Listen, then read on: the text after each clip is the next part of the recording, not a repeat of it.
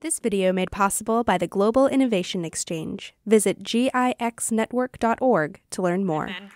Hi, everyone. I am delighted to be here yet again for our fourth year as a sponsor of the summit, but also as a partner with the Geeks Give Back initiative.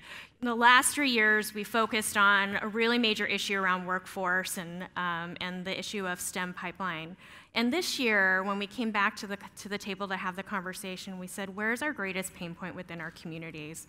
We know that workforce development is a continued important issue, but where we really felt, where we knew that our community was experiencing a lot of pain, is around homelessness and the issue of affordable housing in our community. And so we really wanted to be able to pull the collective power of the resources of intellect and talent and financial resources in this room and within our community to be able to really address the issue. I think we've spent so much time talking about the problem, but we haven't really spent enough time looking at the solutions, and there are solutions out there.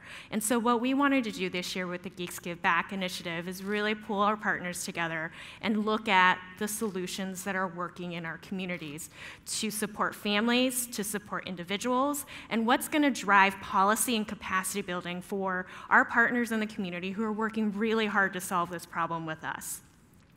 And so the organizations that we're working with this year that we're really excited about to really look at the issue of providing solutions for families is Mary's Place, which focuses on emergency shelter for families. We're also working with Mercy Housing, which is focused on long-term supportive housing for families. Within the area of individuals and providing support for individuals who are homeless, we're working with DESC, the Downtown Emergency Shelter Centers, which is focused on providing those emergency shelter needs for individuals who are experiencing homelessness.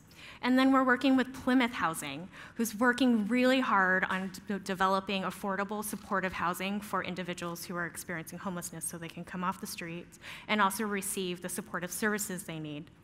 And then on the policy side and the capacity building side, which is a huge need for our region, because we know that while we can provide the housing, we also need to change the policies that are roadblocks in our ability to really advance this forward. And we're working with the Housing Development Consortium to do that. And so today, we actually wanted to bring one of our partners on stage to talk a little bit about their journey that we want you to join us along with, as Jonathan talked about the hero's journey. Marty Hartman, the executive director of Mary's Place. And before I bring her on, we've got a little video that we wanted to share with you before we do that. Experiencing homelessness can really kind of throw a wrench in life in so many ways beyond just having a safe place to sleep at night. If you have a very, very low income, that money goes to gas if they're sleeping in their car, food that doesn't expire.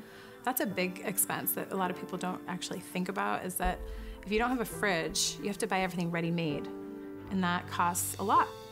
You lose the ability to sit at the dinner table with your family, to do homework with your children. All of those things are gone. Things that matter, things that build relationship, things that build community. As you know, our city is in a crisis. Kim told you, it's no secret. You probably see the cars parked in our city neighborhoods lined with items belonging to people. You see the tents in the median of I-5. You see cardboard homes in front of our storefronts. What you may not see are the 40,000 children across this state that are counted by their teachers as experiencing homelessness tonight. Those children, they're sleeping at the end of quiet cul-de-sacs in cars, just hoping nobody will knock on their window and ask them to move. They're in the back of U-Hauls because it's cheaper than to rent a hotel. They are in storage units hoping people will not find them so that they can stay together with their families. Those are the children that we are working with at Mary's Place. You see, 97% of families are homeless one time in their whole life. That is this minute. That is their hiccup in their life. That was the divorce they didn't plan on. That was the abusive situation they went through that they never dreamed of. It is the sick child who got cancer that they never dreamed they would have to sacrifice everything to get them well. It's the newborn baby that they weren't allowed to take back to their single-unit apartment. That is where Mary's Place steps in. We are providing shelter. We take rundown buildings, we take buildings slated for demolition and that are going to be redeveloped, and we move in and we call them home for now. We have 10 of those shelters. We have 600 beds tonight, but it is not enough. So we have a diversion program where we deploy specialists, and they go out to these families in their cars while they're washing up at the grocery store, brushing their teeth before they head off to go to school, and we meet with those families and we simply ask them one thing: what will it take to move you into housing today? And we get answers, and we've been able to move 445 families in 1 year directly from cars and shelter into their own permanent housing. But we know it will take all of us. It will take this entire community. It's not up to one nonprofit or one corporation or one city or one county to do this. And that's where you come in. We need the tech community to step up. Imagine if you could connect a family in their car with resources for shelter or housing tonight. Wouldn't that be amazing? The families wouldn't have to go to the resources. Maybe it's simply an app where there's shelter beds. Just like you can find an Airbnb, why can't you find a shelter bed? What if you could put in your zip code of where you were and find a diaper bank?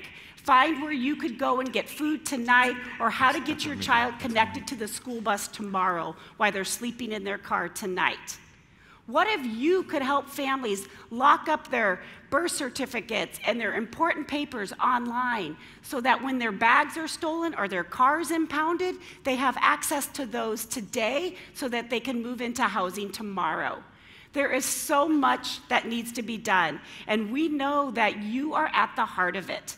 You are the link to connect all of these agencies, to connect these communities, to connect their families to the resources that they can get in their car, in their house, in their tent, wherever it is they may be, so that they can become financially stable, that they can end this homelessness crisis right now, because this is only one time, one season in their life. Thank you for being the goodness and the grace and the hope of this community. Thank you so much. That was great. That was very inspiring. Thank you. And if you feel it right now, if you're motivated, go to www.geeksgiveback.com. We've raised millions, partnered with Bank of America and other organizations to raise the help that those less fortunate in our community need. And let's continue that great momentum. www.geeksgiveback.com. Thank you. Thank you all Thanks so much. very much. Thank you, Kim. Yeah.